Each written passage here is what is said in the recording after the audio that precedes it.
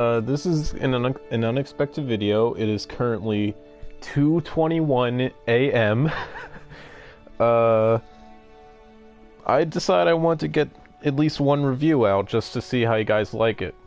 I'm gonna do it live just because I'll be able to make it as long as I want without having to worry about possibly the share, like the length of the video being cut out like it did with my last Mortal Kombat video. So I'm just gonna do my reviews live from now on. And yeah, so the first review I'm gonna do is of Kingdom Come Deliverance, because I've been fucking hooked to this game ever since I got it. I've played it daily. I've played it, I don't know how long I've played it, like how many like cumulative hours I've played it. I'm sure it's like over 100 hours into this game. That's how fucking good I think it is. Never before in a single player game I have been this engrossed in the story since Red Dead Redemption 2. Every other single player game I've always been like, I'll just piss my way through the story, just skip all the cutscenes, I'll just get through this, I don't really care. Until Red Dead Redemption came out, that I started thinking, maybe I should start paying attention to single player stories. And then Kingdom Come Deliverance entered my life, and it's one of the greatest stories I've ever played. 100% truthful with that. So I want to give a few shout-outs to some people who inspired me to make this review, and who just inspired me to play Kingdom Come Deliverance in general. So the first person I want to shout out is NerdCubed. You can find a link to his Kingdom Come Deliverance video in the description below. Without his video, I never would have learned about Kingdom Come Deliverance. So thank you for that, man. If you're listening, I doubt you are, but by some miracle that you are listening, thank you, man. The second person I want to shout out is Knight's Arcade for his Kingdom Come Deliverance review. I believe he goes really well in depth with that review. He has over 500 hours into that game, and yeah, it's just a really well made review. And the last but not least, 21 Kiloton, I want to give a major shout out to you, dude. Your videos are fucking hilarious. I love your Kingdom Come content. I binged watched the shit out of your Kingdom Come playlist, and the link to his playlist is in the description below, along with Knight's Arcade's review. And there's also a link for 21 Kiloton's starter guide.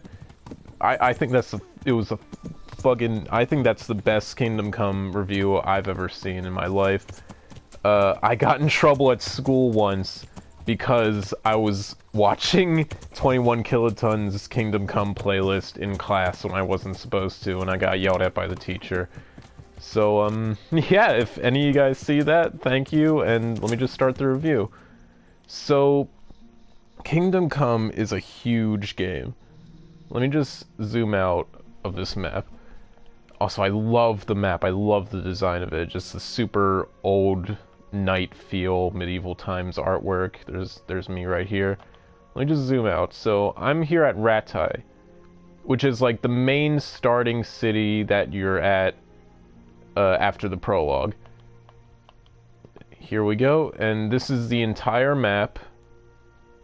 No, I did not explore the entire map. I have a perk that revealed the entire map for me, so I didn't go and clear out all the areas on this map. I wouldn't have the patience to do that, but it's huge. It's a huge game. It's expansive, it's detailed, and it feels alive. I'm gonna reference Red Dead Redemption again.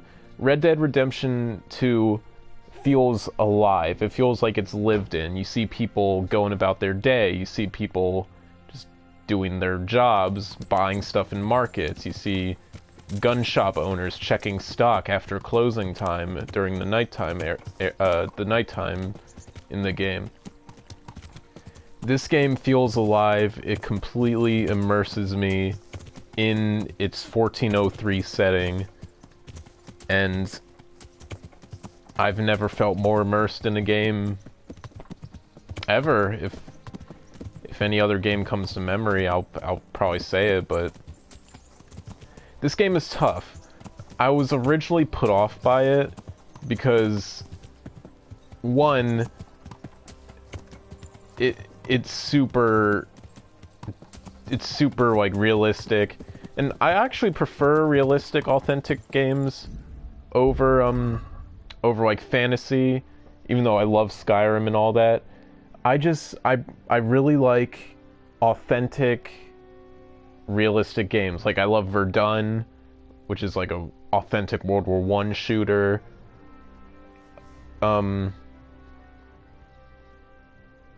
This game is tough.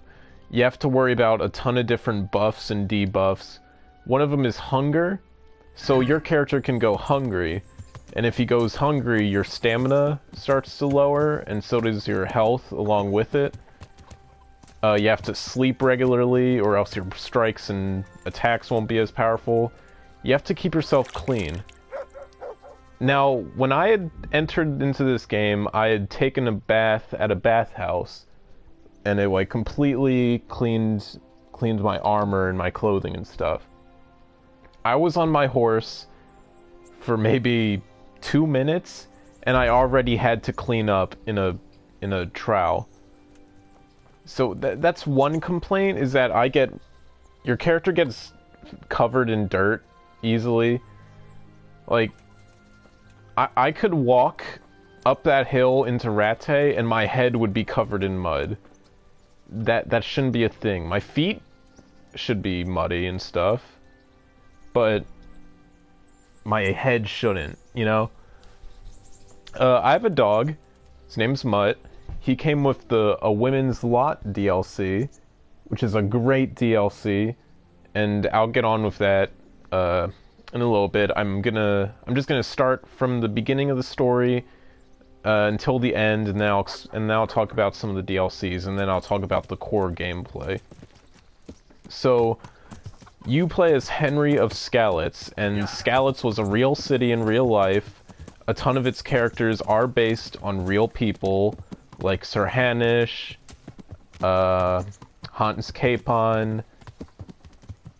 I'm trying to think of whoever's in charge of Rattay. Oh, Sir Radzig Kobylar, who, spoiler alert, turns out to be your father. Yeah, and the attack on Skalitz, that happens at the very beginning of the game. Skalitz burns down. That happened in real life as well. This game is set with historical themes in mind. Almost everything happened. A ton of the characters are based on real people. I don't have water for you. The world is super interactable. Like, do you see that guy in the pillory over there? I'm gonna walk up to this guy.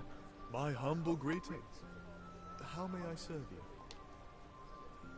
I'm gonna buy some water from him if he has water. No, that's wine. It should be drinking water or something. Drinking water, here we go. So I just bought 1 flask of water from him. I'm gonna come up to the pillory. I don't know why this guy's circling him. I'm gonna give him a drink. Thank you. Thank you 100-fold. You have a good heart. And that boosts my reputation in the town and makes me more liked by everyone. And if my reputation grows high enough, eventually people start saying hi to me around town. Like, oh, hey, Henry. Or like, what's up, Henry? How you doing? And I love that aspect. But anyway, let's get back to the story. So you play of Henry of Skalitz. He's the quote-unquote son of the blacksmith there. And you're making a sword for Sir Radzig Kobylar, which is, he's like one of the, officials here in Rattay. So eventually the humans come and they start to burn the town down, they start raping the women, they start pillaging, they start killing everyone, like all the men, they kill most of the women and the guards as well. And you have to escape. You take the sword that you were making for Sir Radzig, you take it into your possession for a little while, and you make it to... Here, let me just get the map up, so you'll see what I'm talking about. Okay. It's up in the very top. So you start off in Skalitz, and it gets burned down, so you have to make it... You go past Ranva, and you kind of go through along here, and eventually make it to Talmberg. And then, you... What's it called? You get a job as a watchtower guard there, but eventually Henry can't take anymore. He has to go back and bury his parents who were killed at Skalitz. So he steals a horse, goes all the way back to Skalitz, and gets attacked. Eventually getting his sword stolen. But then Teresa saves his life. Teresa was one of the, she was the daughter of the millers here. So then she, like, nurses you back to health, and then brings you all the way down to Rattay, at the Rattay Mill, and that's where Teresa and her uncle Peshek live. And then you can also live here as well. And you can also romance Teresa. So, and then that's when the prologue ends. From that point, you're allowed to go wherever you want, do whatever missions you want, act however you want. You can be a thieving bastard, you can be the most pure, like, gentlemanly of knights. You can, like, say, you can terrorize everyone, you can be super helpful for everyone. Or you can just be neutral and just do your own thing around the world. So, it's been a while since I was at the prologue, so forgive me if my memory's kind of fogged. But you eventually join the company of Sir Radzig, you join his, like, army, and you'd start doing a bunch of missions for him around the land until eventually you go up and you have to take back the town of Pribyslavitz from a band of Cumans, bandits, and other criminals. So then you also get to kill the leader of the Cumans here up in the church building. So then, once you liberate Pribyslavitz, the From the Ashes DLC becomes available. And what this DLC is, you get to rebuild Pribyslavitz from the ground up, with some limitations. Like, you can only build certain buildings, and some buildings are interchangeable. Like, you can only either build a butcher's or a bakery. You can't have one or the other. Or a stables and a guardhouse, swordsmith and armorsmith. And this will generate money for you. So you can just leave. You can, once your town starts building money, starts generating money, you can just get up and leave and come back at a later date and then open up the chest in your house and have over 200,000 groschen ready to just spend on whatever you want, pay any fines or bounties that you need. And that's what happened to me, and I'm not really complaining. Overall, I really like this DLC. It's nice feeling like I have my own place to call home instead of just like a dingy little mill out like in the outskirts of a town. But it's still nice being able to have my own home with my girlfriend and the dog there. So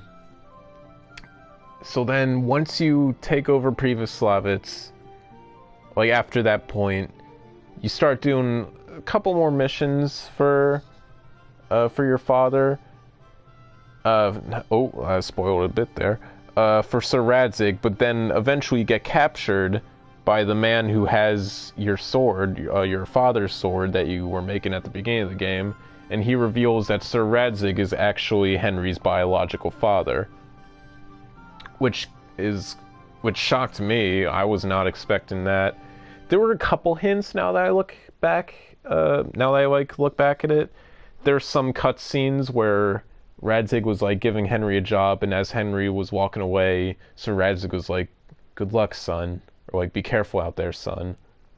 So it was foreshadowed a bit, but it wasn't super obvious. I didn't get the twist. Like, I didn't see the twist coming, so it fooled me. It fooled me. You do a couple more missions. Eventually, that same man takes over Talmberg and kidnaps Sir Divish's wife. Sir Divish is the leader of Talmberg, and his wife gets captured, and so does Sir Radzig. So you, Sir Hanish, Sir Divish, and Sir Hans Capon, and a bunch of people from your respective armies break into Talmberg. You rescue Lady Stephanie and the man who has your father's sword. Gives you an option. He says, "I'm going to ride Sir Radzig all the way up to this hill right here on Skalitz, right near Skalitz, and I'm gonna release him there. If anyone follows me, I'll kill him." So you let him go, you let him ride your father up to the hill, and he stays true to his word. He leaves him there unarmed and unharmed, and he escapes without you making it to him, but Sir Hans and his men go after him, but eventually they come back and they weren't successful in getting the man who has your sword.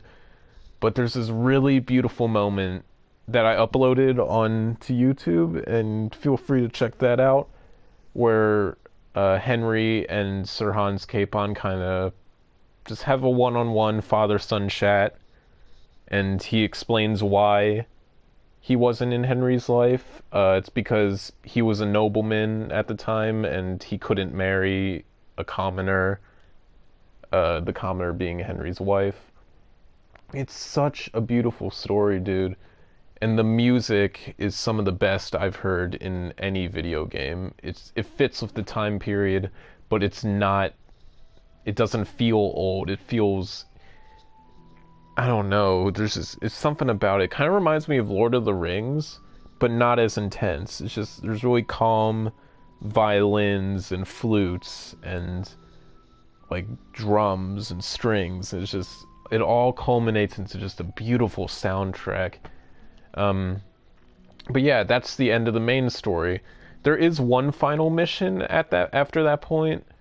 It's just pretty simple one. You meet Hans Capon right here, and you have to ride all the way, no fast traveling, just all the way up to here. And this doesn't look too far, like let's say like from here all the way up to where this pathway goes in the woods, but it takes like a good 20 minutes to ride up there without fast traveling. So that just says how big this game is. Imagine going from this corner all the way up to the opposite corner. Like, it's probably a good hour and a half ride, honestly, if you follow all the trails. And this is assuming that you don't get attacked by bandits on the way. So yeah, that's the main story, and it took me a long while to finish it, but I don't regret finishing it. The only thing I regret is not being able to replay the missions, because I thought they were so engaging and so funny. There's so many funny missions and moments in this game. Like when you get drunk with Hans Capon in the bathhouse, and you have to beat a lady at playing dice, like strip dice, where if you lose you have to take off all your clothes. You have to go get you have to break in to the castle's gardens and get a bouquet of roses for one of the bath maids. and you have to save Hans from this guy that was attempting to drowning him because apparently the bath maid was that dude's like lover or something like that. And I laughed my ass off during that. The Hans Capon DLC is also really fucking funny. You pretty much have to help him win a date. And I uploaded that on my YouTube channel as well. You can go check that out. There's no commentary over it, but I was fucking pissing myself laughing. I thought it was so funny, and it just seemed so fucking relatable. Like, I feel like I'd probably do that shit if my friend wanted to get a date. I'd probably hang outside the window and read him love poems, and then he'd mess up and be like, dude, what the fuck are you doing? Like, oh my god. Alright, but that's like the main story out of the way. Let's just get on to the gameplay. I feel like I'm rambling and I don't want to waste your guys' time by just looking at the, what's it called? By looking at the map the whole time. So I think I want to start off with the combat. Now... Welcome,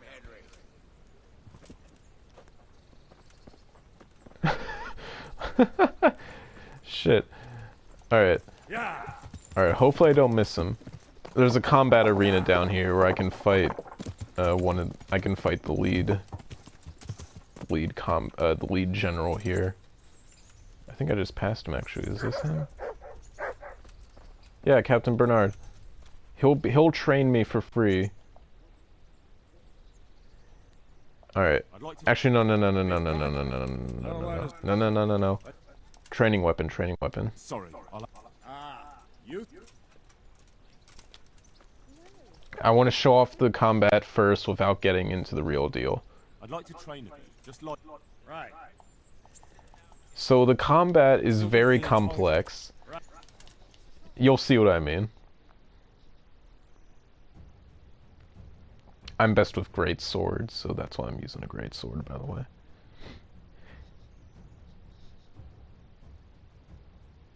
I feel like the mechanics for one-on-one fights is some of the best in gaming. It's super satisfying. Here, you'll see. Ooh. You can do combo moves, you have to parry. You can't. You have to kick him away. Ooh. And see, he parried me, so he hit me. So, I can swing in multiple directions. I can block, and then he can counter my block and, like, push me away. If I run up to him, I can, like, clinch him and then kick him. So it's super complex. I can poke him in the head if he doesn't... Just poked him right there. Come on, swing at me, you fucker.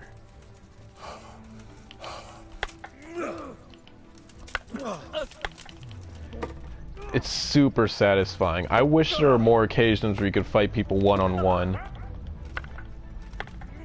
Like, this game excelled at one-on-one combat. It's a shame that there aren't aren't many duels in the game. Thank God for the tournament DLC where you can have one-on-one fights with people.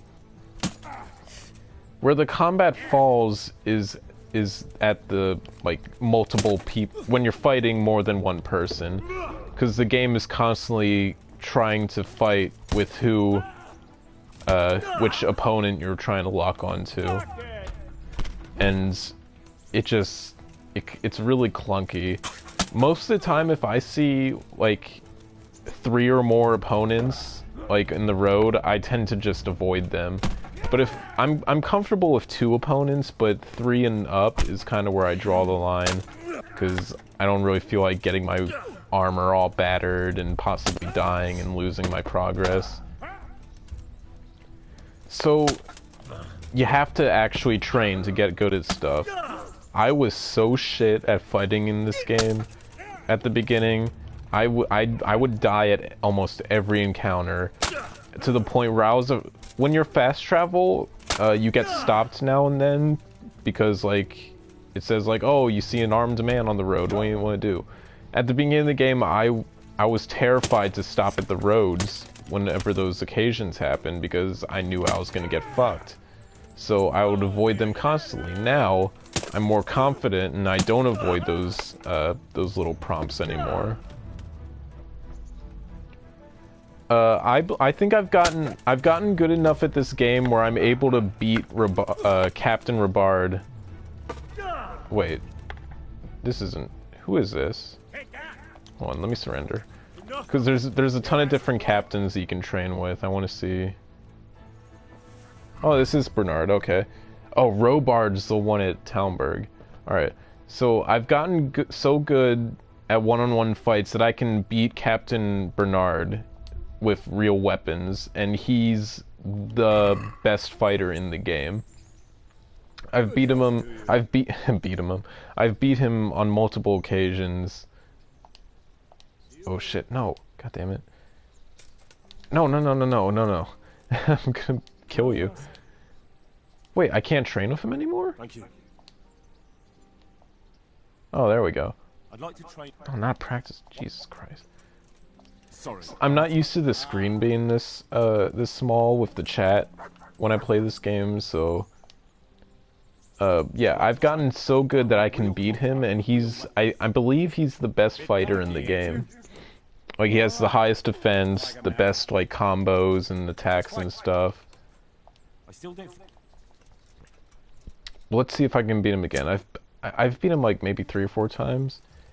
And since I'm in combat, the faceplate of my helmet went up, or went down. So that's like another bit of immersion added to this game, where you can just... It makes it harder to see when you have a full, big faceplate helmet. Oh, come on. Sorry, don't talk much here. The key is depleting the opponent's stamina, because when their stamina is depleted, they'll be able to attack less often, and their blocks will become less efficient. So, the key is to not really give them any time to breathe. Oh, I just poked him there. Damn, I was too slow to block there. Let's see. I like to wait for them to attack first, but if they don't attack, I just kind of advance on them. Before, I thought that Bernard was unbeatable. Like, I thought it was impossible to defeat your opponent in the training modes, but you can. I'm trying to do a combo on him. You're unable to do a combo if they block one of the attacks in the combos. Oh, shit. So I'm trying to get a poke left. Oh, I'm trying to get the poke left in the bottom right. You'll see. Come on, attack me, attack me. Poke left, bottom right. Oh, I messed it up.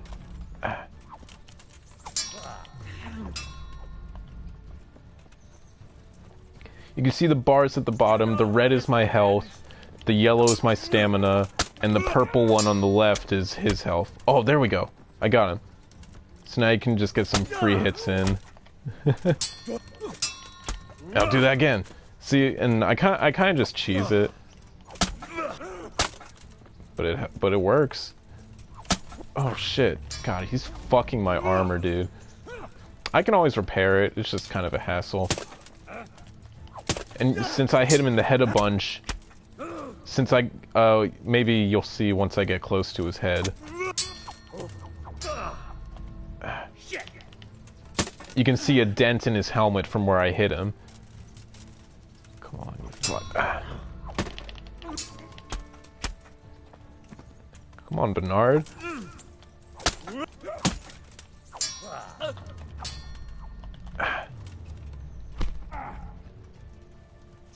Most people prefer to not have the closed face helmets in this game. I'm gonna copy a quote from 21 Kiloton's hardcore playthrough,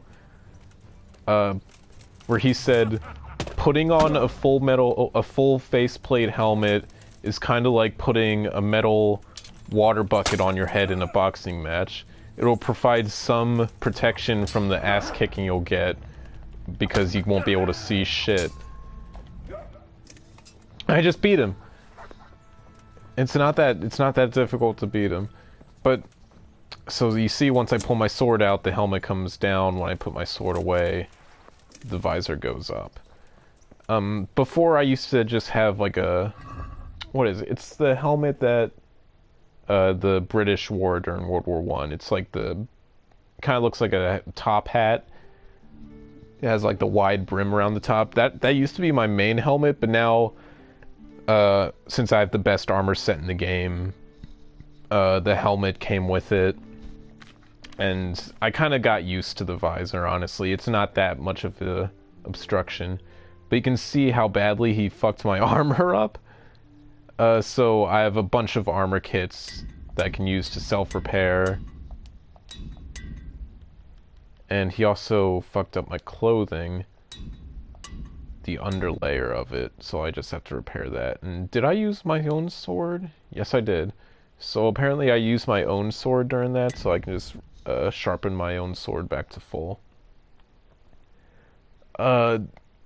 This is one of the most complex clothing mechanics in a game I've played. There's so many different layers. Alright, let me just take all my clothes off. Just to show you how many layers there are and how well they like fit together. So yeah, there's a lot of layers. I kind of want to get a layout where it's like hat, like it starts from the head and goes down. I don't think there is a layout like that. Yeah, it's fine. Alright, so I'll just start from like the top of the list to the bottom. So there's like, what is this? It's like pants. And then, what is that? It's like armor. And then a shirt. And then you get spurs. It makes your horsemanship better, like allows you to ride your horse faster and upgrade your horse skills faster as well. There's a helmet or hat. Then there's like the armor on top of the shirt. Then there's gloves. Then there's armor over your pants. No, armor. Yeah, armor over your pants. Then you can have chainmail under the helmet. They can have like a cloth coif under the chainmail on your head. Then there's like an accessory kind of item.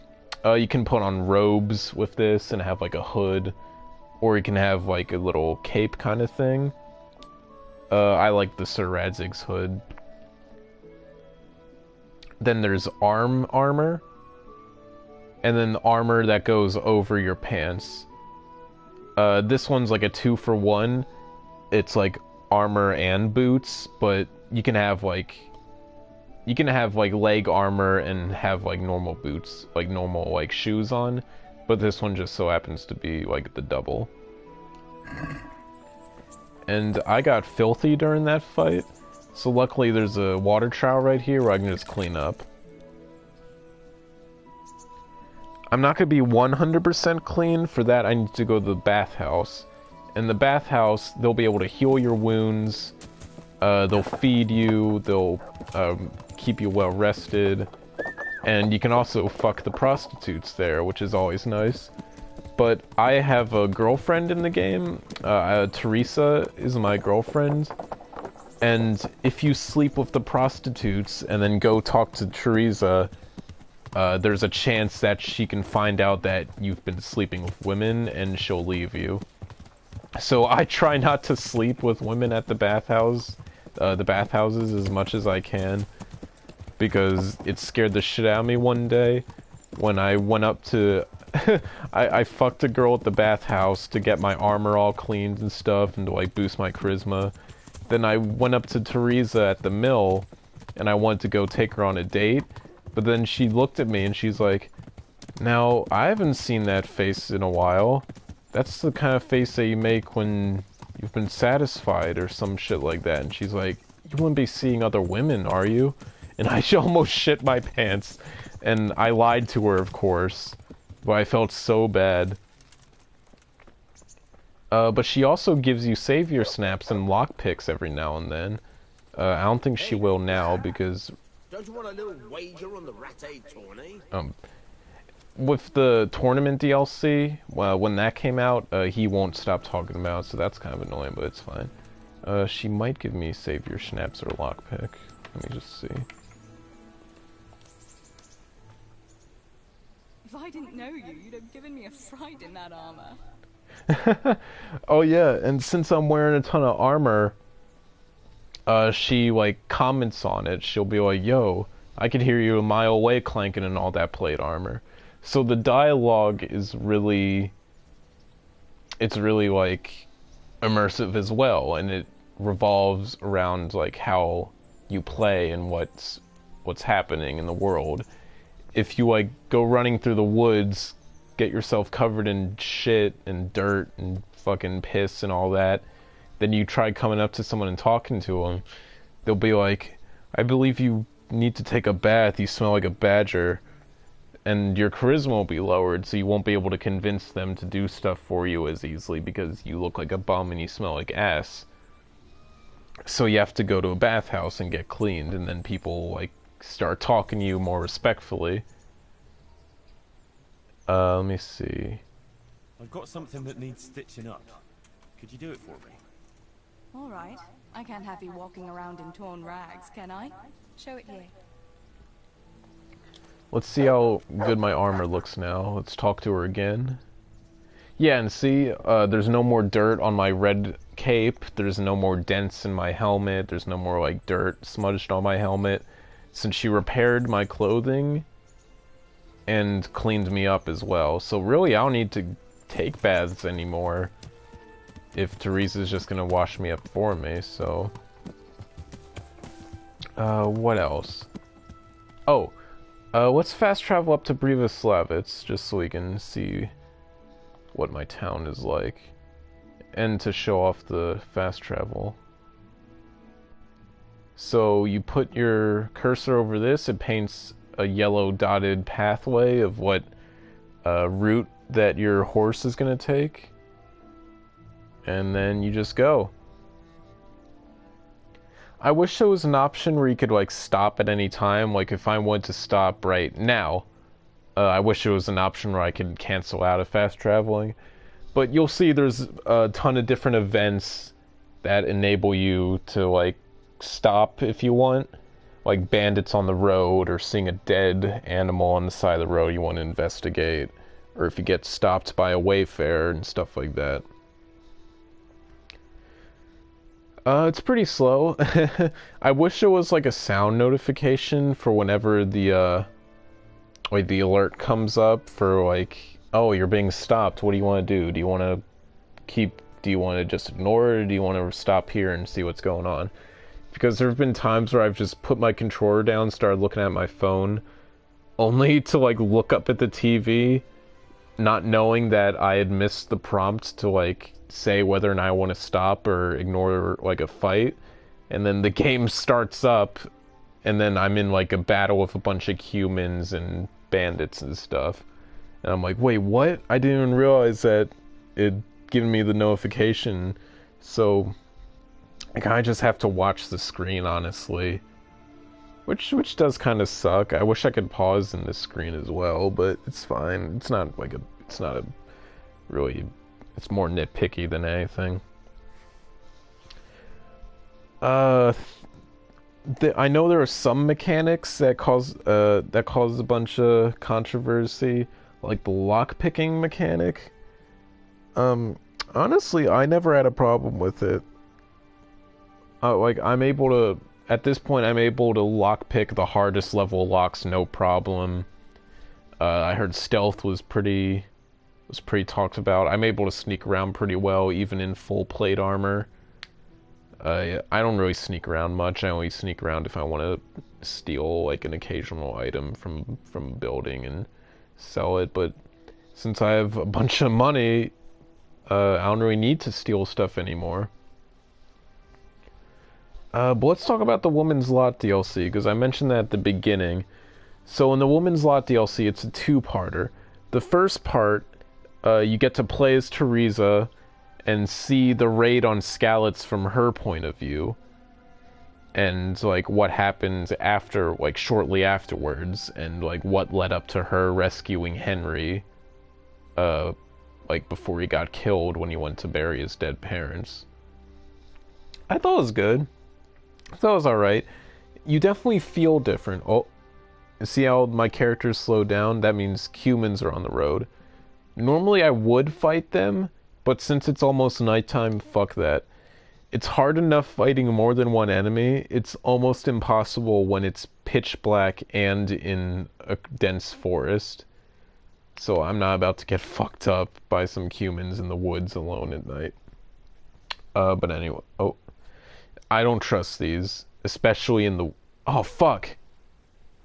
Sometimes it fails, which really does annoy me. So now I'm gonna be alone in the woods with my horse and my dog.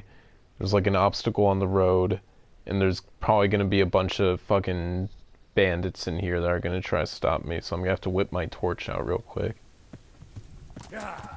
Just... Fuck. Fuck. Oh god, this is gonna piss me off. Just go, just go, just go. Yeah. Oh god, this freaks me out so bad. Yeah, I just ignore combat. And see, I lost the goddamn road. Oh, man. I know it's, like, supposed to be part of the game. Like, oh, I got attacked by bandits. I'm supposed to fight them. But, like, I want to avoid combat as much as possible. Alright, so the swords at the top of the screen went away. That means I'm able to... fast travel freely since the enemies are no longer nearby. And we're outside town, so it's fine. But yeah, the Woman's Lot DLC, it's kind of short. It's like an hour and a half, an hour and 40 minutes. I liked it. You definitely feel different playing as a woman. Like, people talk to you differently. There's a different attitude for it. Everyone is white in the game. It's awesome. Yeah, well, that's accurate. I mean, I know that caused a lot of controversies. Like, oh, why aren't there any... Why can't I play as a black person in this game? Because there weren't fucking black people in Bohemia. And if there were, they were so... It was such a rarity to see them that it would have just felt weird. Like, it probably wouldn't hurt the game to have, like, maybe 1 or 2 characters. But, like, I'm not complaining that there aren't any black people or anyone of darker skin tone, you know? Like, I'm Puerto Rican. I don't care that there's not any Hispanic people in it. But in Woman's Lot, there's tons of foreshadowing to, like, Henry and Teresa getting together. Oh, what are you doing? There's, like, subtle hints, and before Scouts was burned down, Henry already had a sweetheart. So you can see, like, how jealous Teresa gets during that DLC, and I thought it was really funny. You'll love this. The missions after the raid on Skalitz in the DLC, where you have to help out the survivors, I feel like that could have been done a little bit better. It kind of felt, I don't know. It just felt like it slowed it down a bit too much, but not really a complaint from me. Now the second DLC, the second part of that DLC, which I didn't think I was gonna get so invested in, was the part where you have to help Johanka convince the people of Sasau in the monastery that she's seeing the Virgin Mary or something like that. She starts preaching to the people. She's like, oh, the great Virgin Mary came to me in my sleep, and she told me that if we don't repent for our sins, demons are gonna come from hell and rip us apart and drag our souls into the underworld or something like that. And her preaching out in public like that starts causing problems and turmoil, because people are accusing her of heresy. She starts getting attacked, and you kind of have to act as her personal bodyguard. Now, I didn't know this when I started this mission, but Johanka was from Skalitz. She was actually one of Teresa and Bianca's friends. Bianca being Henry's former girlfriend at Skalitz. So, I didn't really care. I honestly didn't really care about Johanka because I thought she was just a random character until I found out from Skalitz, and then I started taking it a bit more seriously, and eventually I got really attached to Johanka. I wanted to make sure that she came out all right in the end, you know? There's 3 different endings. There's a good ending, a bad ending, and a worse ending. So I was fucking terrified of getting the bad or worse ending. So what you need to do in that DLC is, once, at a certain point, after doing some missions for her, the bailiff comes into town and imprisons Johanka for, like, praying, for, like, giving out sermons. What the fuck was that? Hold on. Okay. I think that was my dog. I just heard something go, rah! And it scared the shit out of me because I couldn't tell if it was, like, in-game or not in-game. This is what happens when you do live reviews. Just stuff happens, unexpectedly.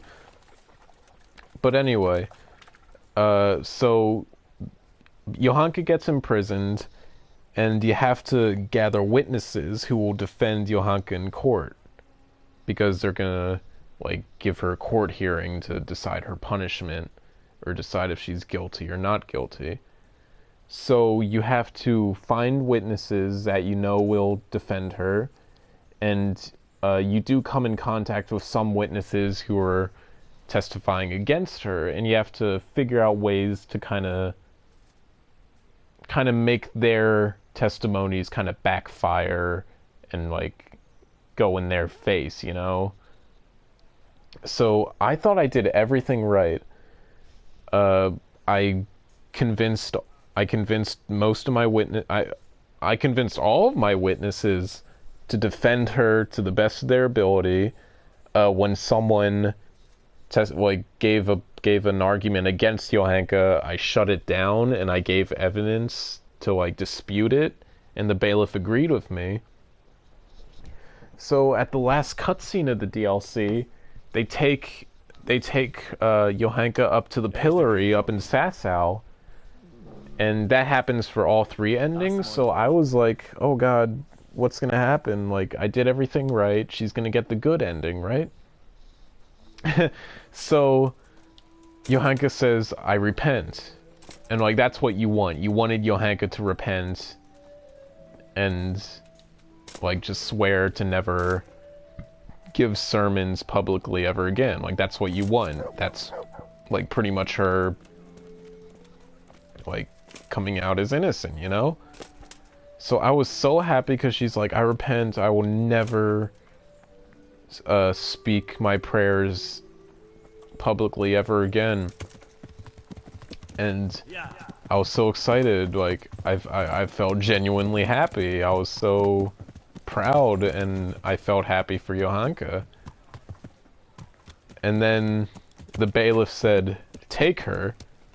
And then the 2 guards walked up to her and tied her to this pillar. And I'm like, oh fuck. What's happening? And then the executioner started whipping her, which is the bad ending.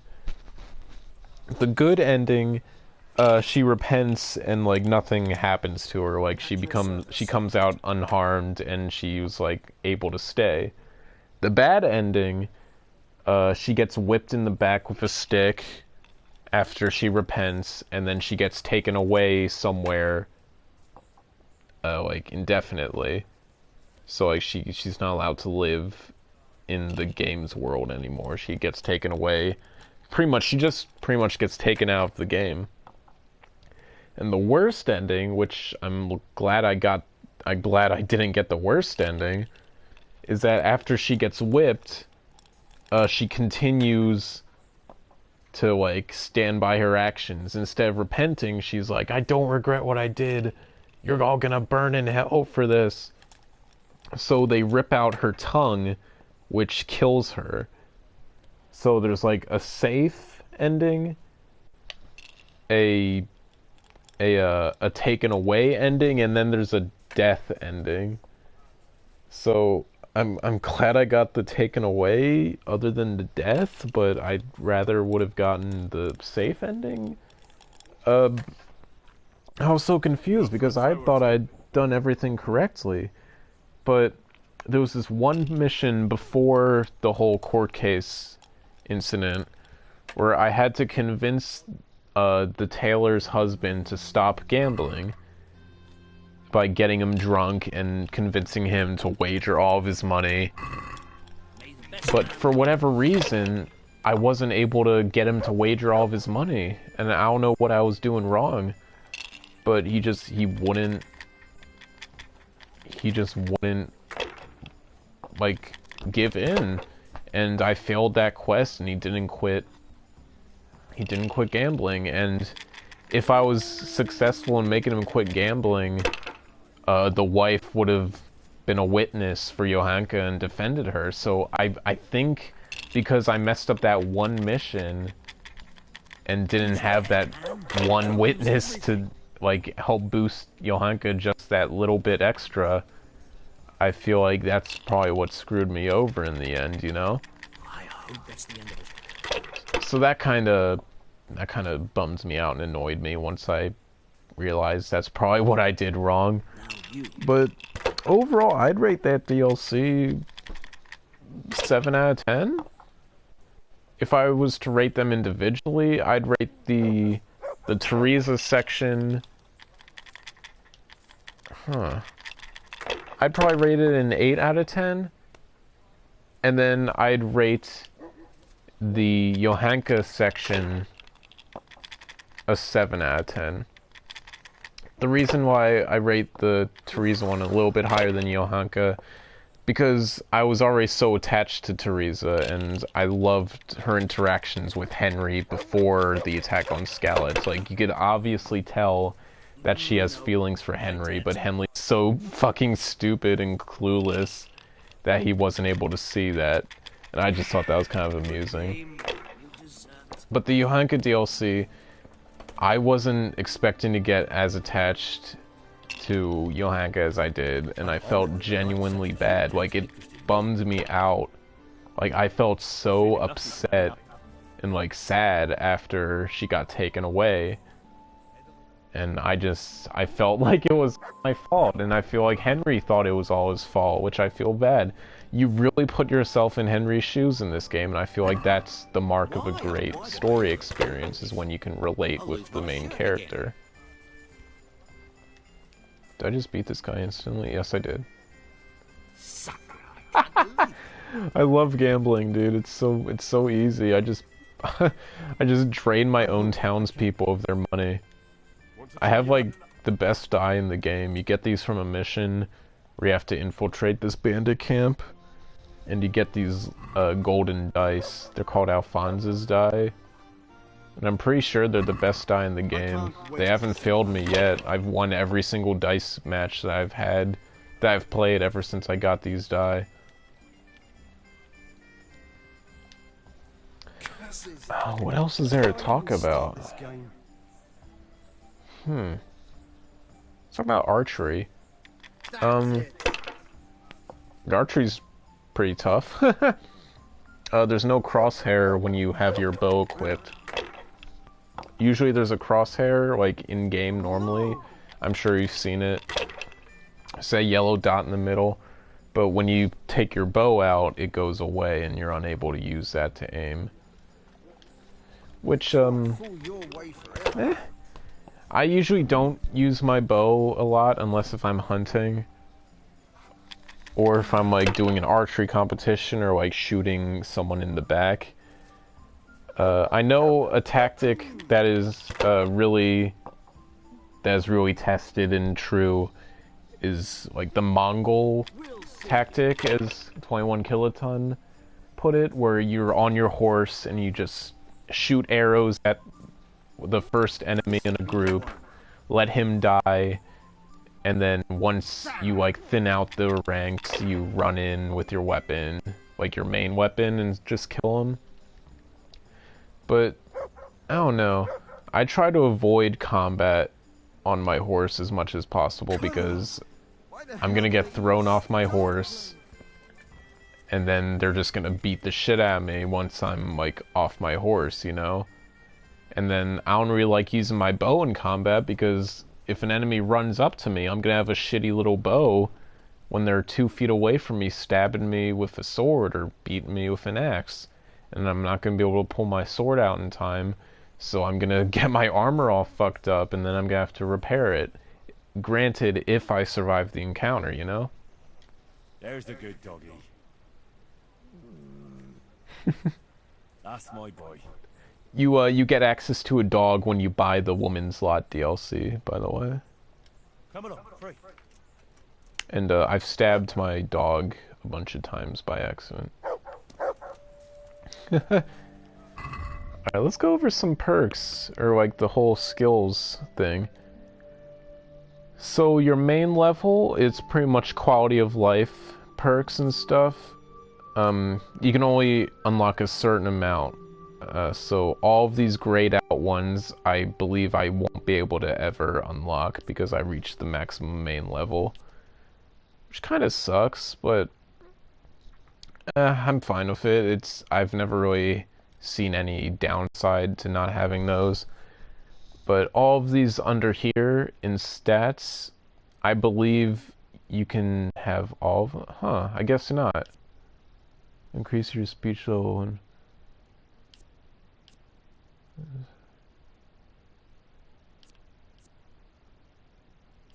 Oh yeah, some of these are like mutually exclusive.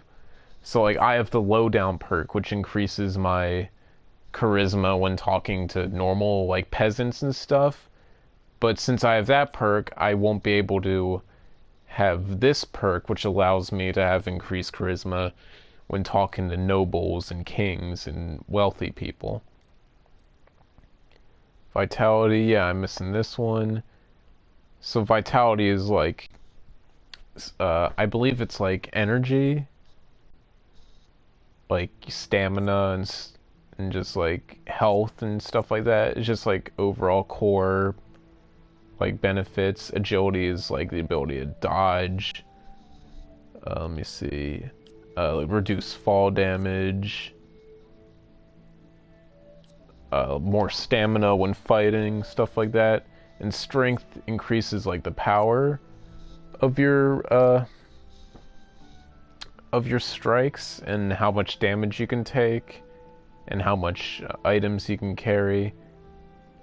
I forget why I always have a constant negative thing on my strength. It's probably in skills, honestly. Actually, hold on. We'll probably be able to see here. Nice doggy. What is this?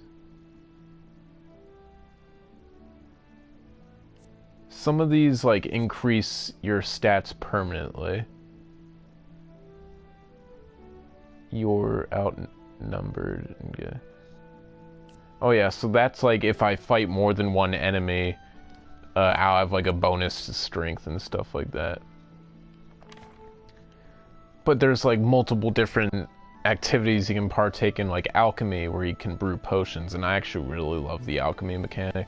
I thought it was going to be really confusing, so like I beat the entire game without brewing a single potion. But then once I started, since I beat the game, I was like, ah, what the hell, I'll try alchemy. And I really love it. I kind of love the monotony of it, as weird as that sounds. Although there is a perk that allows you to auto-brew potions, but I don't think I have that yet, do I? No, I don't have that yet. Drinking, I don't really do this one much, because I don't drink in the game, really, ever. Herbalism is like picking up flowers in the woods and different types of plants. Horsemanship, obviously, is for like your horse skills. Houndmaster is skills of your dog. Hunting is using your bow to kill animals, and these skills allow you to collect more resources from animals, have animals get scared less often, allow you to like cause wild animals more damage when you shoot them, which doesn't really matter because I have the highest damage bow in the game, the highest damage arrows. The lockpicking, you can see I maxed out my lockpicking skill except for the bottom one. Oh yeah. Yeah, since I don't drink much, this is the one that I ignored. So it kind of works out. Maintenance, this is like repairing armor and stuff. So when you have the right different types of perks equipped, you'll be able to make your armor quieter.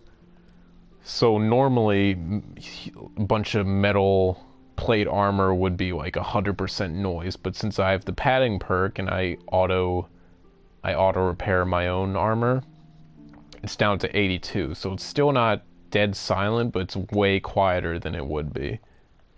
Pickpocketing, I usually don't pickpocket much because I get caught easily, and when you get caught, it lowers your reputation, and it causes guards to like run up to you and be like, "Hey, you gotta pay a fine." But I have such high charisma that I can usually talk my way out of paying a fine, but I still lose the reputation, which kind of sucks. Reading, I read a bit. Your level study book will advance automatically. I don't know what that means. Books are cheaper. I'm not exactly 100% on how the reading skills work, because there's skill books that you actually have to take time to read. Like when you want to read it, it makes you wait a couple hours when you finish the book. Kind of like how fast traveling kind of skips through hours when you're fast traveling. But there's also a bunch of random books that you can just flip through the pages of, and I'm not 100% sure if actually flipping through those pages increases your reading skill, but I'm not sure. Stealth is obvious, just making you sneak faster and all that. Making you hard to detect, giving you stealth takedowns, and giving you the ability to like pickpocket easier, stuff like that. Let's see, buffs. Yeah, here's my reputation, all the towns and stuff. Sasal's like 100% reputation because I did so many missions in there with Johanka. So now when I'm in there, people are always saying like, "Oh, good health to you, Henry." Same with Rattay since it's up to 90. But other cities hate me. Excuse me. What time is it? Yeah, it's 3:34. Oh shit.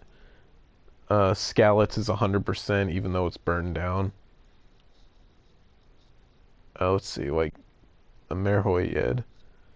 I failed a bunch of quests in there, so pretty much everyone hates me in there, and they won't talk to me, really. Same with Neuhoff. What's this? General combat. Oh, wow. Okay. Total time played, 7.5 days. Really? Huh. Oh, wow, okay. Sweet. 7.5, over a week of total game time. Time played in playtime? Wait, what does that say? In playline? I don't know what that means. World time paused. Oh, pass. God, I can barely read. Wow, so almost a year.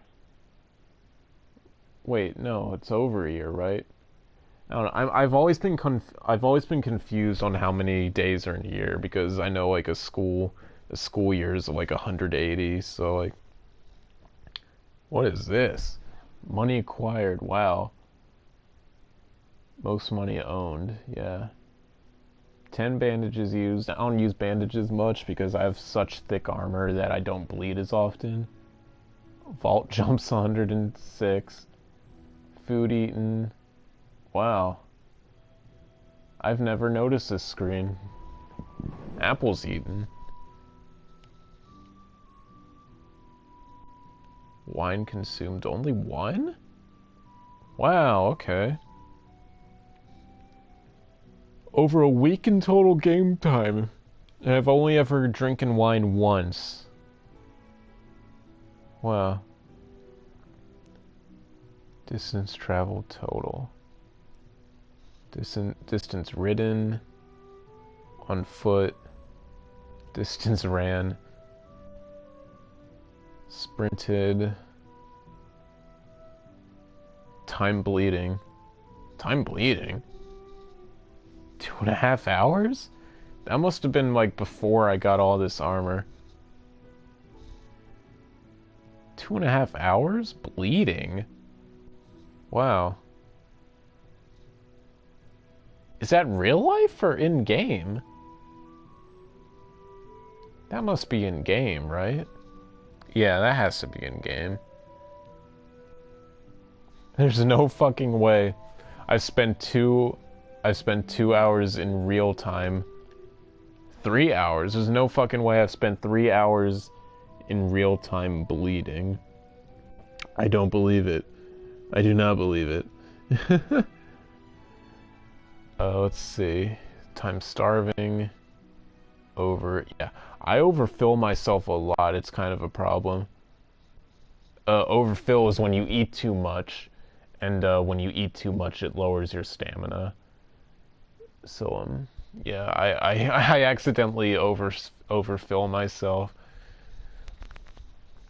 I'm exhausted, yeah, I guess. Poisoned. Oh, yeah. There was this one time where I got poisoned fighting this guy in the tournament, and I beat him. And he was like super salty that I beat him, so he attacked me one day, and his sword was poisoned.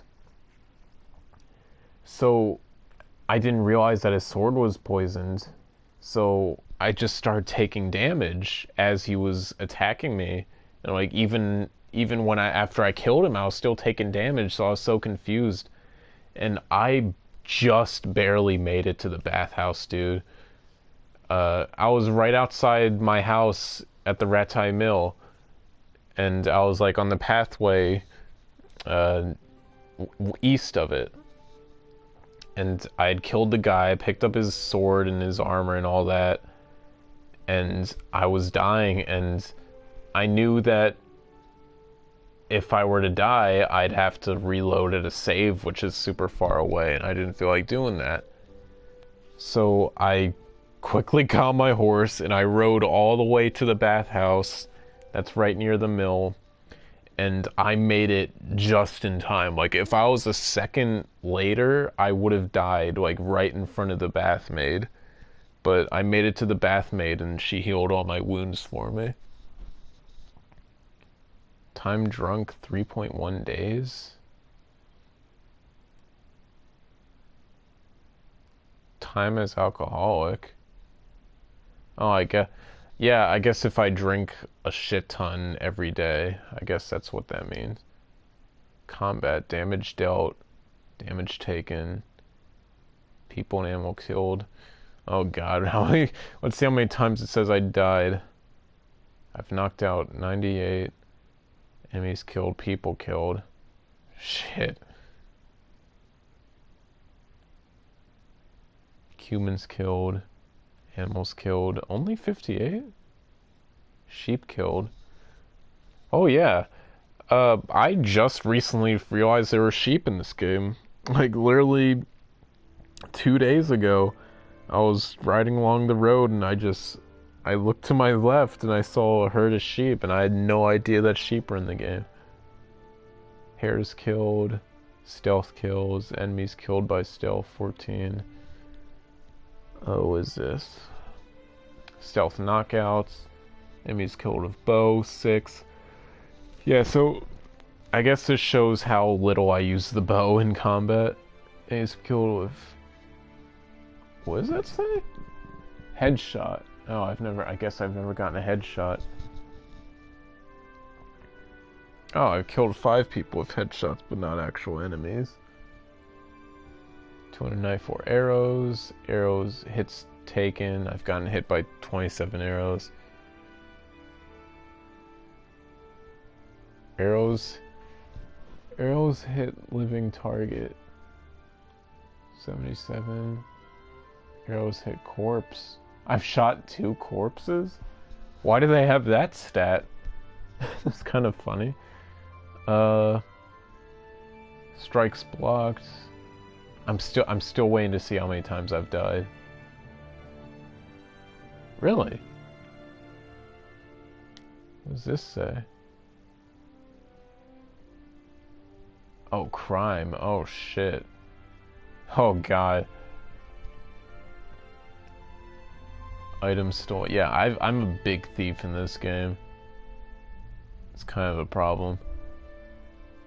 Alright, I'm just gonna kind of breeze through this. I've gotten arrested 6 times. Wow. 35 days. Quest completed 88. Quest failed 12.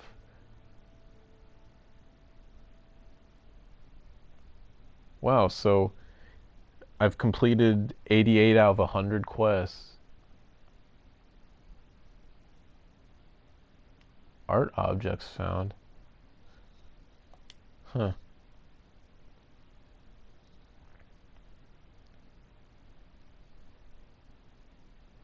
Oh, so this is like persuasion and stuff. Craft. Written words examined. Skill books. Written words examined? What does that mean?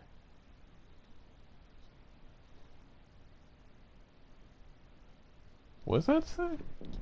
Honing attempts. Honing. Is that like using a grindstone? Weapon sharpened. 0? I sharpen my weapons at grindstones. I don't know what these mean. Cause I've used grindstones a lot. Maybe it's because I'm not so good at it. Oh, gambling. Dice games 1, 52. I've only lost 2 dice games. The first one was at the bathhouse with Sir Hans Capon, because that was my first time ever playing dice. And my second time losing playing dice was at the camp where I stole Alphonse's die, because I didn't know what I was doing, and I exited the match by accident, and it like forfeited it, and I lost that, and I lost the money that I wagered. But ever since then, I've won every single gambling game. People beaten at dice? What? That has to be individual people. Yeah. Yeah. Because I usually only play dice at Privoslavitz, so that's probably why, and it's like only 3 people at Privoslavitz. Wow. Over $3,000 won at dice. Alright, so I think to end this off, I'll give some tips, or I'll give a tip. Oh, I don't know. Because it's getting really late. It's almost 4, and it's almost 4 a.m. Alright. I'll give my loadout. I'll give my loadout. And my armor, my weapons, and some items I believe you should keep on you at all times. So for the breeches, I use the Cumin riding breeches. There's probably better ones in the game, but I've had these since the beginning of the game, and I've never taken them off. Dark Milanese Brigandine, it's a great stealth item if you want to make a stealth loadout. And hold on real quick, let me just get these in my inventory because I'm going to put them in a chest later. The Dark Sasson Gambaron, which it's a great under armor piece, like undershirt. The Golden Spurs, I'm not sure if these are the best, but Hans Capon gave these to me, and I kind of like the sentimental value of that. The House of Zool helmet. So this helmet and the rest of the House of Zool armor pieces are only available through the Band of Bastards DLC. There's an option to fight the dude at the very end of it, and when you defeat him, you get to take his armor and his weapons and shield and all that. And I'm pretty sure it's the best armor set in the game, even though I don't wear the full set, I don't believe. But overall, I believe each piece of armor is like the best in the game in its respective class. I like the Hungarian Handberg, whatever it is. I know for a fact this isn't the best armor in the game, like for this class, but I really like the blue and yellow rope, or like whatever this is wrapped around it, so that's literally the only reason why I have this and haven't upgraded to anything else. The Zool chest piece is way better. It's way better. So if you don't care about, if you just want pure, like the best armor in the game, use the Zool chest plate thing for this, because that's the best chest plate in the game. But I really like this, the blue and yellow cloth. Lords of Lepi gauntlets, I got these from winning for winning a match in the tournament, from the tournament DLC, and I believe it was free, so you don't have to worry about paying for that one. The male chaucers, these are just basic male, like male leggings. I'm not sure if there's a better variant, but this is what I have and it seems to work. You don't get hit in the legs often. It's mostly just your upper body that gets attacked in combat. The Noble's male coif, it's better than the standard one. The padded black coif, it's a great stealth item as well. Don't worry about these two. Sir Radzig's hood, it's good for armor. There are better options. There's like a gray hood if you want to have like more stealth, or if you want, you can have a monk's robe. Pretty much makes you a ninja at that point.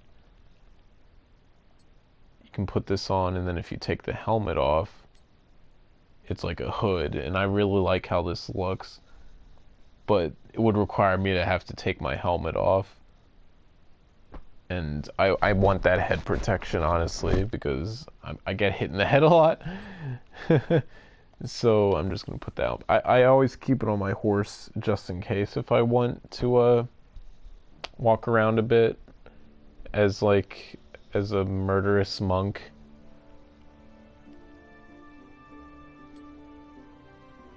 The Zool arm plates, again, I believe these are the best arm plates in the game, and they also look sexy as fuck with these golden elbow pieces. And the Zool leg plates, again, awesome golden knee plates, really sleek looking design. Alright, that's all the armor. Now let's go on to weapons. Whoops. Alright, I'll start with my main weapon. Not this. Here we go. St. George's sword. I found this sword really early on in the game, and I will admit it, I used a guide to find it. It's one of the buried treasures, and I think that's also a DLC, is like the option to find treasure maps and find their locations, and they have like Groshin and weapons and armor inside. The St. George's sword is the best long sword in the entire game. There's no doubt about it. Like, there hasn't been a better weapon added since. It's the highest damage, the highest piercing, thrusting, slashing damage out of any of the long swords. The Bailiff's Mace, it's the second best mace in the game.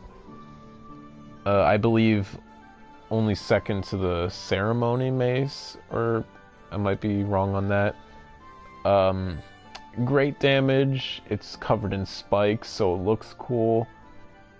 The reason why I'm using this one and not the other mace is because I'm the Bailiff of Prevoslavitz, and I kind of like that.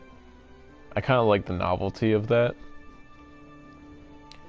The dagger isn't a wieldable weapon. You can only use dagger in fatal takedowns when you're like sneak up behind someone or if you stab someone in their sleep. So just always have a dagger in your inventory. The better piercing arrows, these are the highest damage arrows in the game. The Skalit's Shield is what I use. If you want the best shield in the game, it's called the bullsh shield, I believe. It's like the weirdly shaped one with like the little bit of it cut out at the top. That's the best defense shield. But I got this shield from completing Teresa's section of the DLC, and I again, a lot of things for my armor and weapons is novelty and stuff. So I like the idea of carrying around one of the only Skalit shields left in the land, and it's also one of a kind. It's a one of a kind Skalit shield. Always have a torch with you because you will get arrested if you stand around at night without a shield. You will get fined and possibly arrested if you cannot pay the fine. And the Sinew bow, before, the best bow in the game used to be the yew long bow, but ever since From the Ashes DLC, they added a better bow. But there's a chance you miss out on it. You need to build the guardhouse. You won't be able to get the bow otherwise. So the only way to get the Sinew bow, which is the best bow in the game by far, it looks the best, and the damage is leagues above the yew long bow. You need to build the guardhouse. Don't buy the stables. It's not worth it. Horse armor doesn't matter in this game. Your horse rarely, if ever, gets attacked. And when it does, it's not going to die. It doesn't matter. Your saddles and your tarps that you put over in your armor, it's going to get worn out just from riding the damn thing. I haven't repaired a single piece of my horse's armor, and my horse has been fine since the beginning of the game. However, if you want the best horses in the game, do build the stables, because those give you the best horses, like carry weight and speed wise.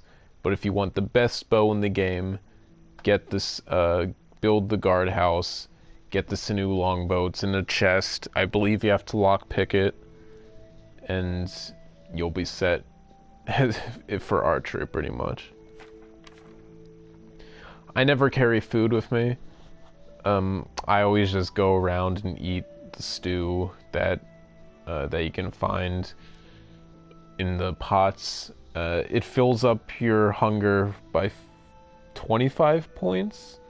So I usually always wait until I get to 75 nourishment, and then I just go and eat from the pot, and it fills me back to 100% every time. The only reason I have meat in my inventory is because I want to feed my dog. And savior schnapps. These are the... Alright, so there's no way to save in this game other than by sleeping at a bed, completing certain quests that allow for autosaves, getting a going to a bathhouse and getting the full deal, like the the laundering your clothes, washing up, and the healing. Or by consuming savior schnapps. And you can either buy these, find them around the world, or brew them. And when you drink a savior schnapp, you get drunk.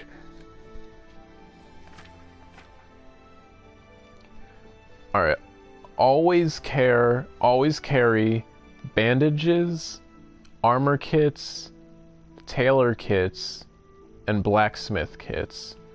The blacksmith kit, tailor kit, and the armor kits are going to be a requirement if you want to guarantee you're going to have good armor out on the field.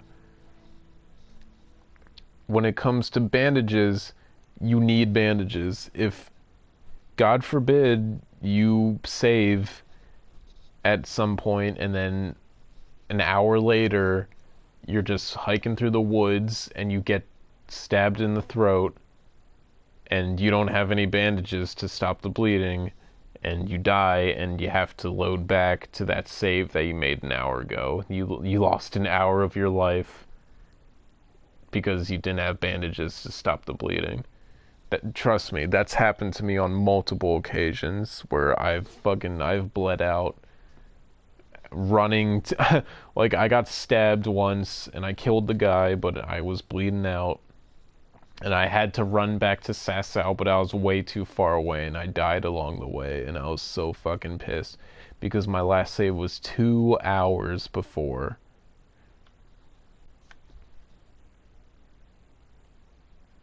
If you want to gamble, always carry die on you.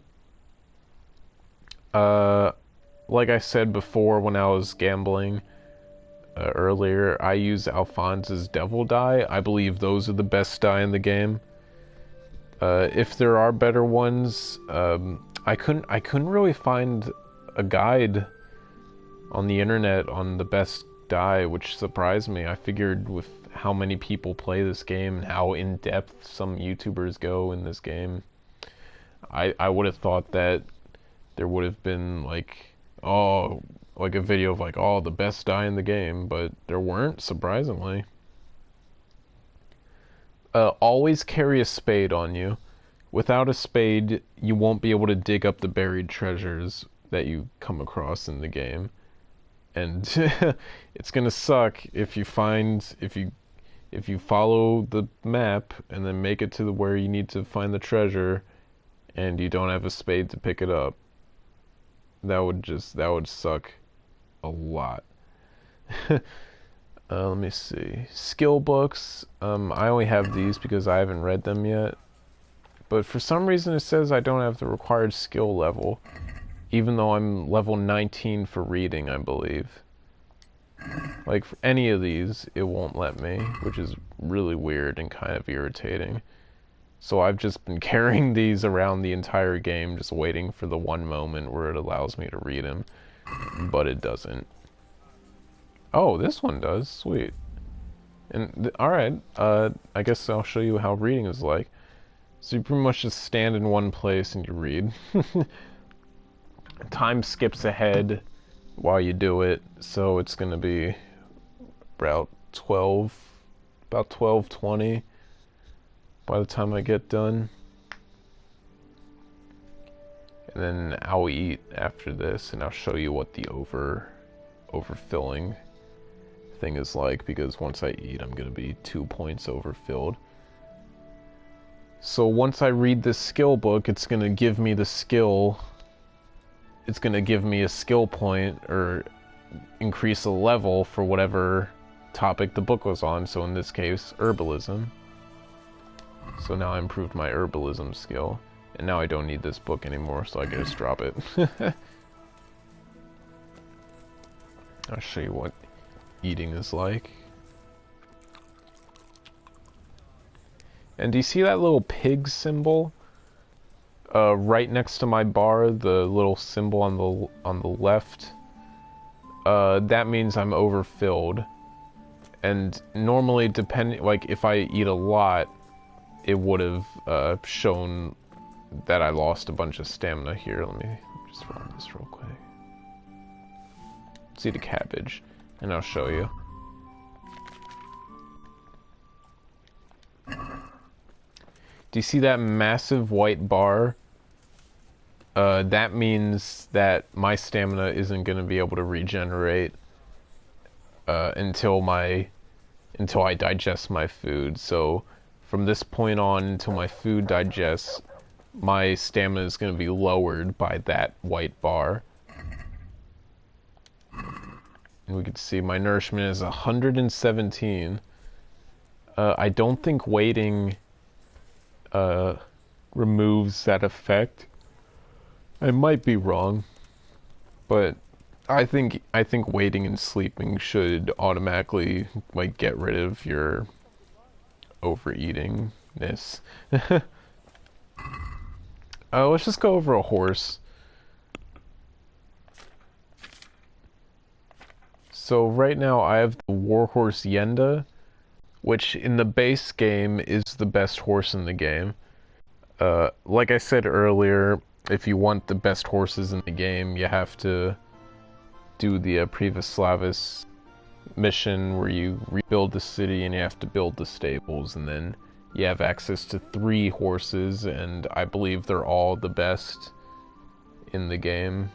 They're just different colors of each other, and I believe some of them have slight advantages over the other, but I'm not quite sure on that. The military horseshoe is the best horseshoe you can get. The fine saddle is the best saddle you can get normally. There is a mission that I failed because I didn't complete it. Where apparently you can get the best saddle in the game, but I don't know, this one's doing me just fine. I don't really put items in my horse unless if it's like extra armor and some blacksmith's kits. What is this?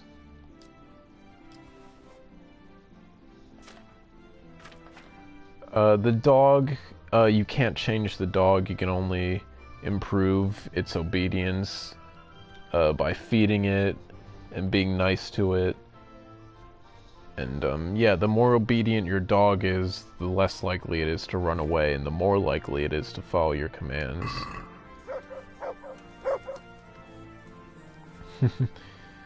But yeah, wow, this is an hour-and-a-half review, no script. 3 a.m. review. Alright, but yeah, that's Kingdom Come Deliverance. It's one of the best games I've ever played, honestly. Like, it came out in 2018, and I believe it's the best game of 2018. I can't think of any games that I've played during that year that really stood out as much as Kingdom Come. I also love this detail. At the Church of Prevoslavitz, Henry has his own little medieval art portrait made of him, which I think is really cool. But yeah, I cannot recommend this game enough. Go out and get it. Just go get this game. You need this game in your life. I know it's daunting. I know this inventory seems overwhelming. I thought so too, and I almost missed out on one of the best games I ever played. I know the combat seems clunky, and trust me, it is. Your character's a piece of shit. Like, he's so fucking stupid at the beginning of the game. Like, he can't read. You have to learn how to read. He can barely hold the sword that you made, that you and your father are making. You can barely swing that around. In the Woman's Lot DLC, you get to fight Henry as Teresa, and Henry gets hurt by just getting dinked in the hand by a wooden sword. He, like, bitches and moans and cries over, like, a little splinter in his hand. He's a wimp, and he eventually becomes a warrior, and you still don't feel like you become a warrior, but you don't feel like the Dragonborn, you know? Like, I still get my ass handed to me by enemies in groups of 3 and more. Like, I shit myself whenever I get stopped in the middle of the road at night by some bandits. Like you saw earlier, like I was having a panic attack because I didn't want to get killed, you know? So, you feel powerful, but there's limits to your power, you know? Sure, I may have, like, the best armor set in the game, but if I get surrounded by 3 dudes of clubs, they're gonna do me in right away. On the flip side, if I encounter one guy on the road, I'm pretty much guaranteed to kill him.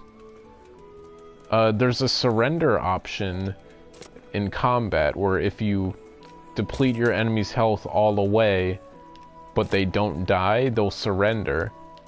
However, my armor, my weapon is it does so much damage, and my strength is so high that my enemies don't even have the option to surrender anymore because they die right away. So, yeah, like, you need to get this game. I know it's gonna seem slow. I know that some of the mechanics are kind of clunky, like the lock picking or the reputation. You gotta be good to everyone because people are gonna hate you.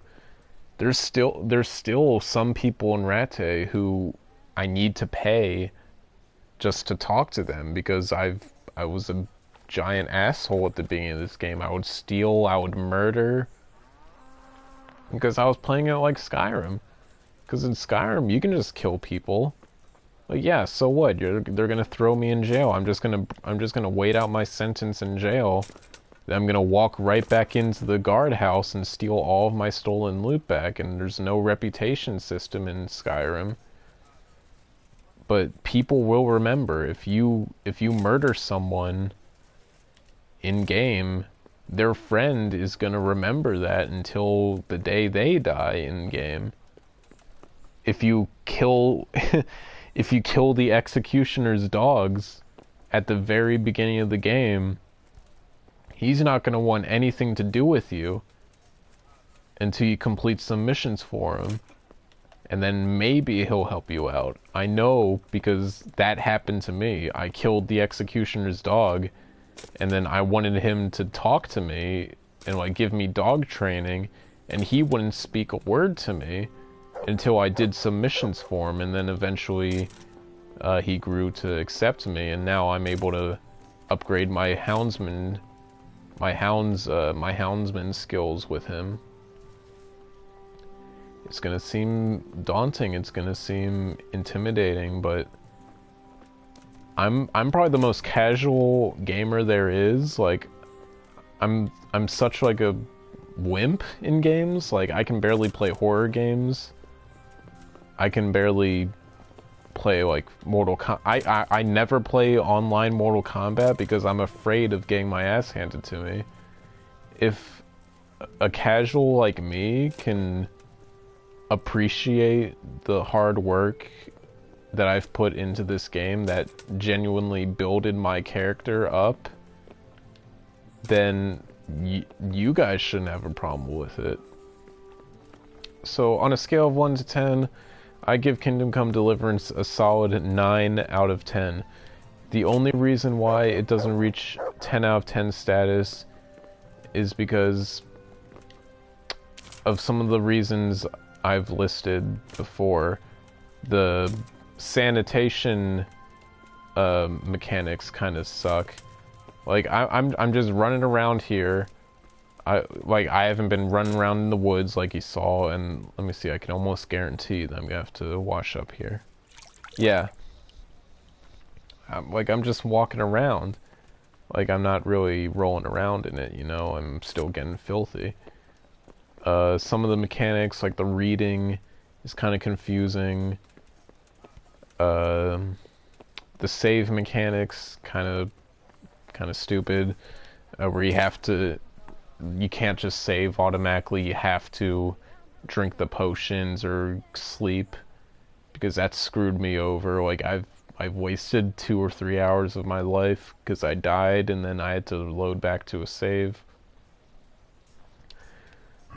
Some of the quest descriptions are confusing, and there's a quest that's bugged right now.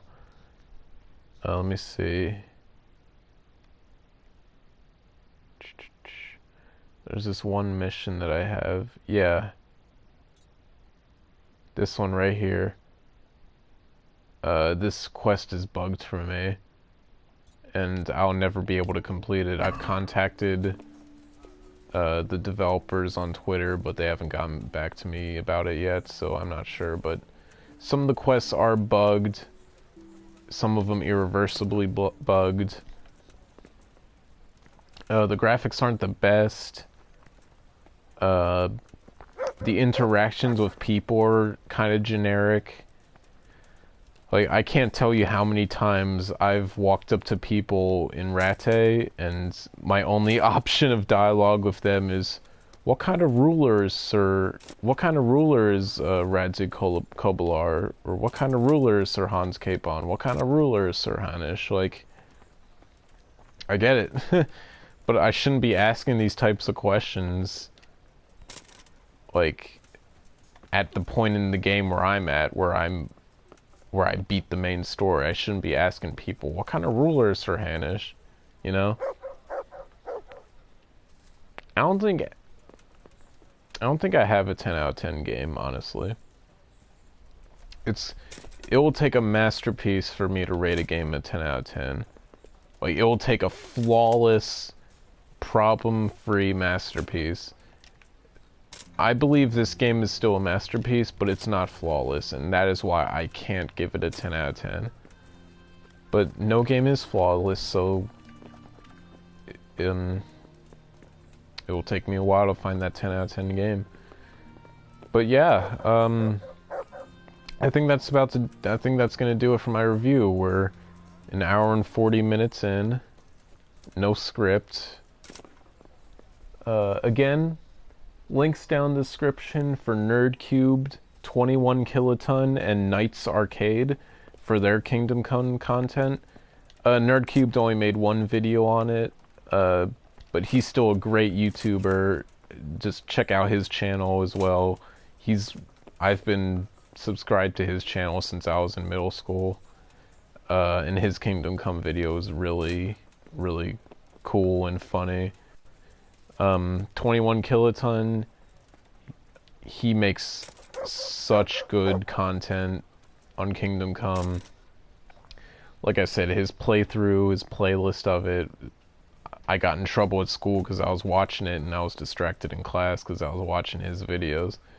So take that as my confirmation as to why you should watch it. Confirmation is not the right word. What time is it?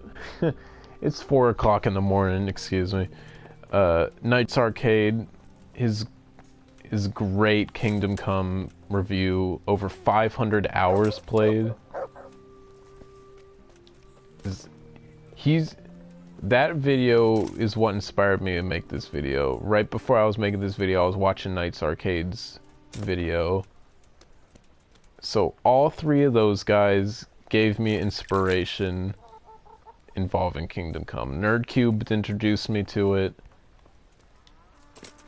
21 Kiloton helped me get through the game. And Knights Arcade gave me the inspiration to make the review on the game. So thank you to you guys if by some miracle you three see this, or even one of you three, or two of you three, or even all you three. Just thank you. Thank you. And if you made it to the end of this video, thank you. But yeah, that's gonna do it for my review. I think the next game that I'm gonna review is Far Cry Primal, because I saw a review for that. I saw a request for that. I also got a request for Rainbow Six Siege, but I'm not sure if I want to review Rainbow Six Siege, mostly because I kind of want to have gameplay of the games that I'm reviewing in the background, and in all honesty, I don't really feel like playing Rainbow Six Siege because I don't really like... I kind of grew out of Rainbow Six Siege. I used to love it, but now it's kind of meh.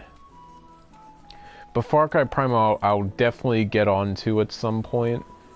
I'm also definitely thinking of doing an Amnesia, The Dark Descent review, and the whole Amnesia collection. Minecraft review possibly. But so many people have done Minecraft reviews, so I don't really know about that one. But like Mortal Kombat 11 review, Battlefront 2 review, just you name it. Verdun review, RE2 remake, even though it's over a year old now, and RE3 is like the big trend. Hitman 2 review.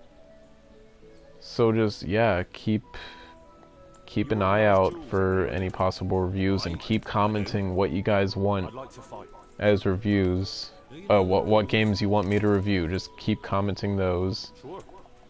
And yeah, I think I'll end this off by defeating a veteran with good armor. What kind of weapon? Real weapon. With a real weapon. I'll take And that real weapon is a longsword. So, yeah, I'll close this review off by trying to beat this opponent up at Prevoslavitz. If you'll let me lock on, thank you. Oh, shit. Oh, fuck. Wait, I forgot my stamina's down. Alright, so this is gonna be extra challenge.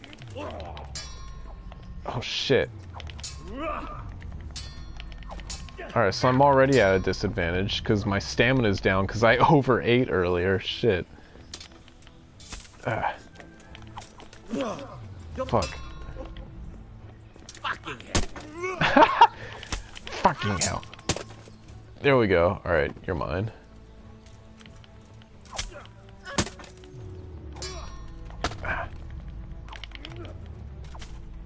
Shit. I should have fought an experienced opponent, not a veteran. Back him in the corner, back him in the corner.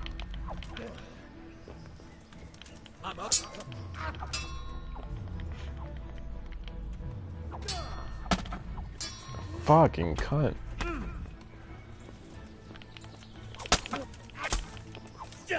Ooh. His stamina's down. I hit his head, which means his head's gonna start bleeding and his stamina's gonna be extremely lowered. I mean, I already beat Bernard earlier, so I don't think I need to prove anything to you guys. There we, yeah, get on the ground, you fuck. I know it's cheap shots hitting him while he's getting up, but I'll take whatever advantage I get.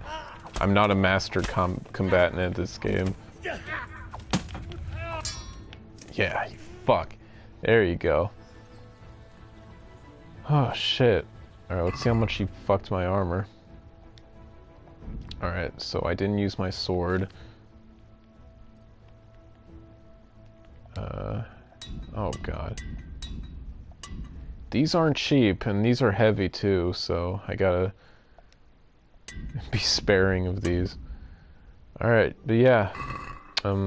Like I said, Far Cry Primal review is probably what's coming up next in terms of review. It's probably not going to be the next video that I upload, but who knows. So keep an eye out for that live stream.